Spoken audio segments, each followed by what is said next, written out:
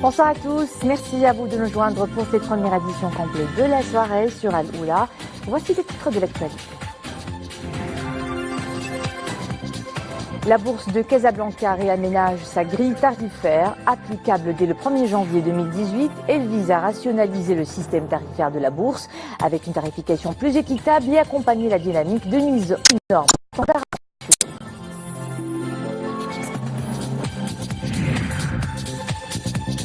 La diplomatie spirituelle s'opère à nouveau à Madar à l'occasion de la 12e rencontre soufie. Ces travaux se sont clôturés hier soir avec un plaidoyer en faveur de l'introduction des valeurs spirituelles du soufisme dans les programmes d'éducation et d'enseignement.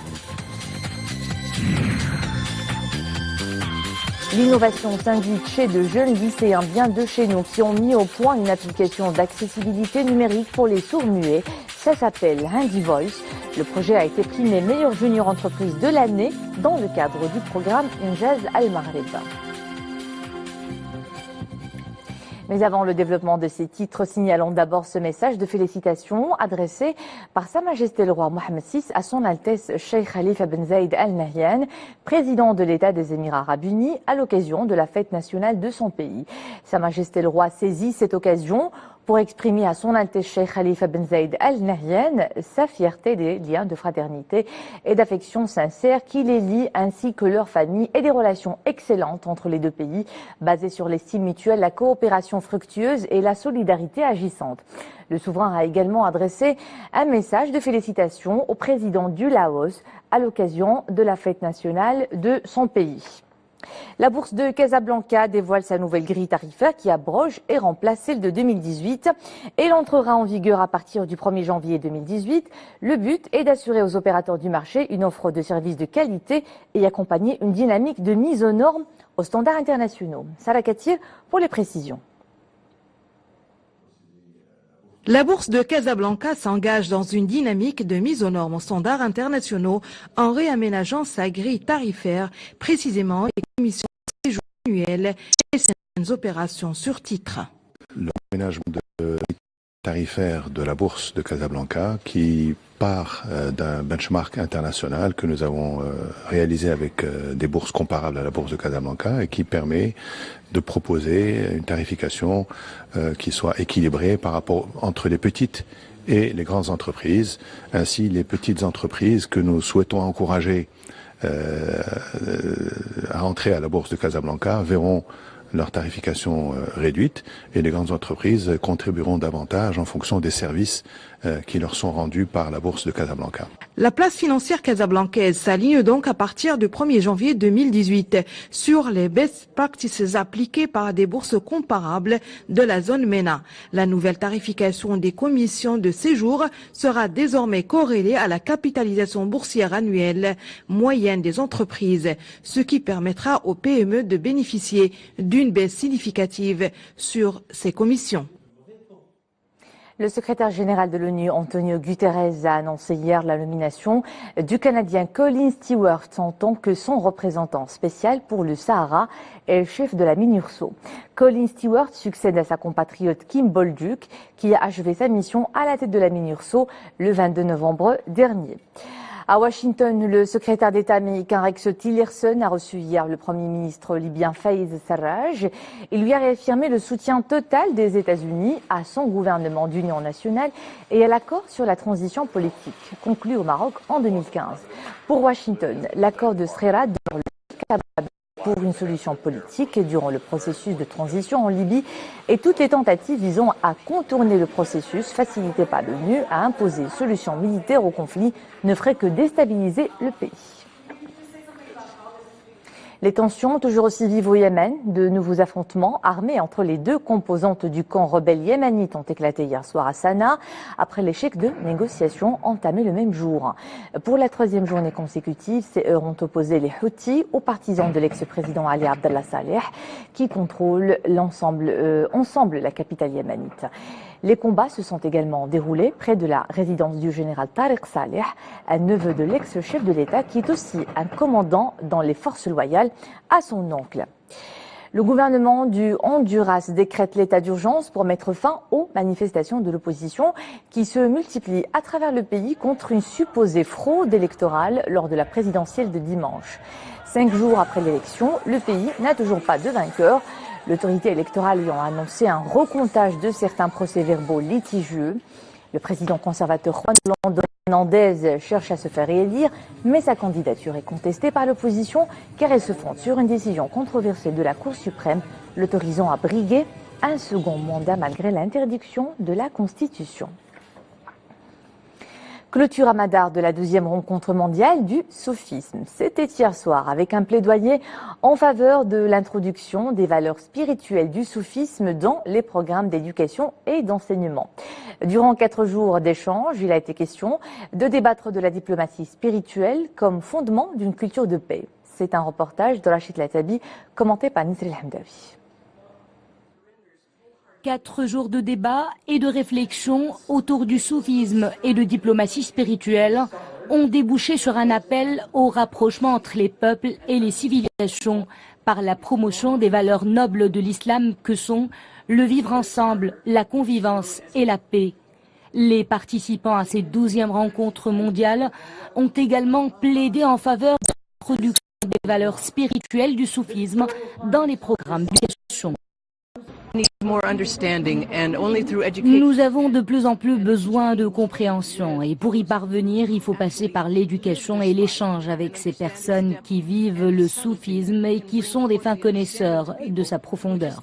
Ce sont des gens capables d'apporter la vérité à ceux qui sont superficiels. Cette conférence est donc très importante.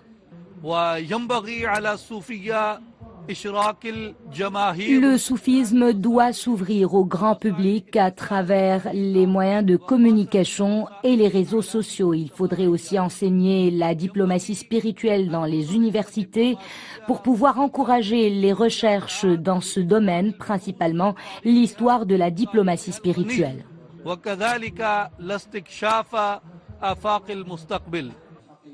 Face à l'extrémisme religieux, la diplomatie spirituelle a un rôle à jouer, notamment dans l'accompagnement des jeunes.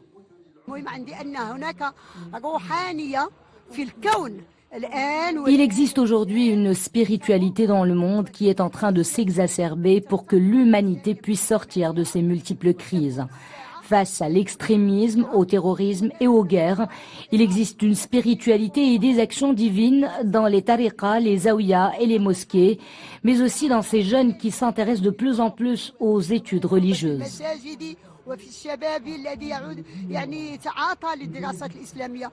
Les participants à cette rencontre académique préconisent de s'ouvrir à l'Afrique en nouant des partenariats avec les institutions religieuses des pays africains, le but étant d'approfondir le travail diplomatique religieux du Maroc et de promouvoir son modèle religieux du juste milieu, une voie à faire rempart contre l'extrémisme et la violence.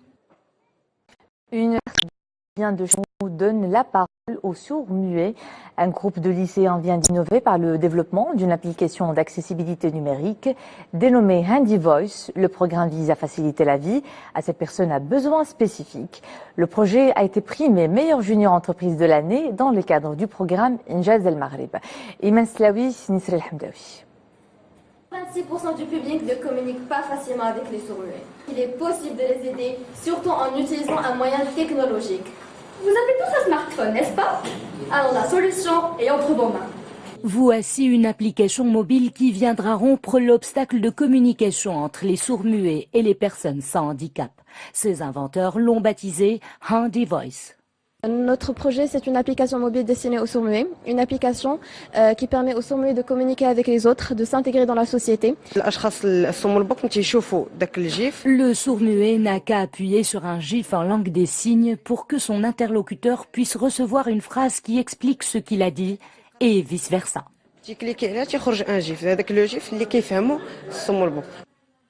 Ce support d'échange a valu à ses élèves du lycée Abidar El-Rifari de Rabat le prix de la meilleure junior entreprise de l'année 2017 au niveau de la région MENA. Une distinction qui leur a été décernée en Égypte. Le fruit de leur labeur, ils le savourent ici avec le corps éducatif de leur lycée qui a organisé une cérémonie en leur honneur. Nous avons hissé très haut le drapeau marocain et nous en sommes fiers. De retour d'Égypte, nous avons trouvé à notre accueil à l'aéroport l'ensemble du corps éducatif de notre lycée. Ces élèves sont donc les grands entrepreneurs de Injaz al-Maghrib, un programme qui aide les jeunes à mettre le pied à l'étrier dans le monde de l'entreprise. Grâce à cette expérience, nous avons pu avoir une idée plus claire sur notre futur, sur ce qu'on veut faire après le baccalauréat. Et là, nous avons tous, toute l'équipe, nous avons tous une détermination que voulons suivre nos études dans le domaine de l'entrepreneuriat. Ces jeunes sont très doués. Ils ont une grande capacité et un esprit innovant. Ils ont pu se distinguer à tous les niveaux.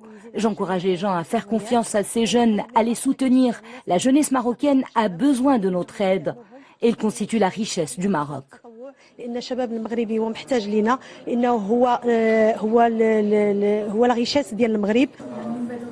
Avec une grande ambition et des idées plein la tête, ces jeunes qui ont goûté au plaisir du challenge entendent continuer à surfer sur cette même vague, celle de l'innovation sociale.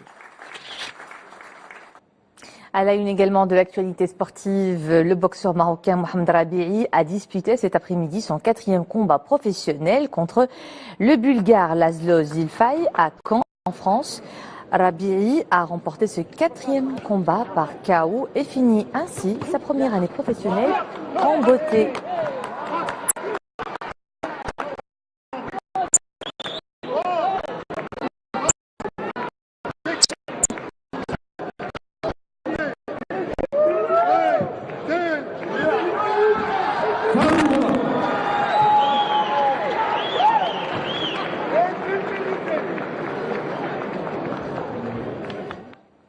Elle vous ouvre les portes de l'Est marocain, Merzouga, où se dessinent des tableaux naturels colorés.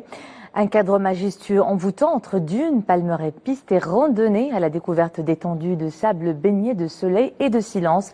Le site recèle bien des curiosités que les visiteurs assouvissent avec beaucoup d'entrain. Nordina Fiei et Mounia Marouche.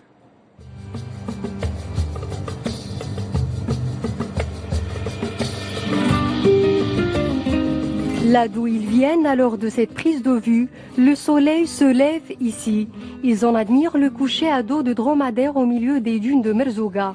Cet endroit magique dévoile ses trésors et son charme unique. Un voyage de sens qui revigore le corps et l'esprit de ceux en quête d'expériences insolites.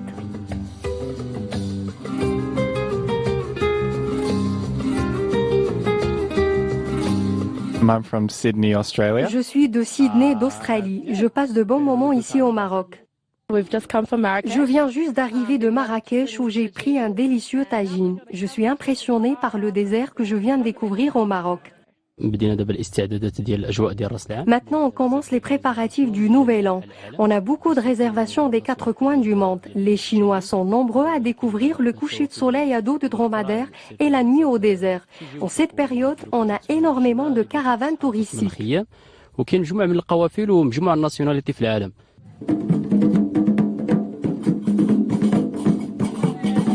Sous les étoiles, les mélodies de la musique amazigh résonnent dans les dunes de Merzouga. Autour du bon feu, les visiteurs se délectent de cet instant unique pour vivre la magie des airs, une symphonie que seules les dunes de sable de Merzouga peuvent offrir.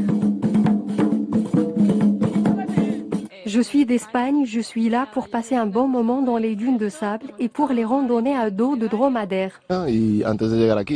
Avant de fouler le sable de Merzouga, nous avons visité la ville de Marrakech et le Grand Atlas. J'ai été ébloui par la nature saisissante du Maroc. Merzouga réunit tous les ingrédients d'une offre touristique complète. Cette année, plus de 50 000 touristes ont fait le déplacement dans la province, soit une hausse de 31% par rapport à la même période de l'année dernière. Et sur cet appel de la nature, nous nous quittons à 20h30. C'est Mohamed Reda Labidi que vous retrouvez pour une nouvelle édition complète de la soirée. Au plaisir de vous retrouver demain.